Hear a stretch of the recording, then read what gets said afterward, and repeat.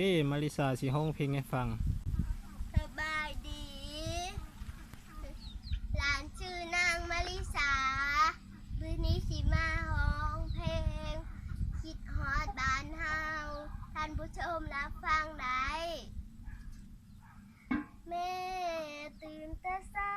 ตำข้าวเป่าไฟ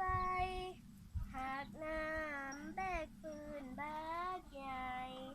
เลี้ยงไก่เลี้ยงเป็ดหลายโตเฮ็ดให้ไถนาหาปลาเก็บเขียดกินหม้อมาป่นมาปิ้งเป็นโตหนูสิเลี้ยงให้ลูกใหญ่มาแม่ตื่นแต่เช้า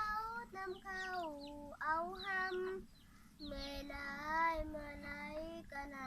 ำยังจำคำแม่สั่งมา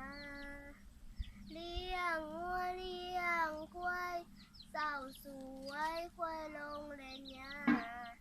คิดฮอดแท้แด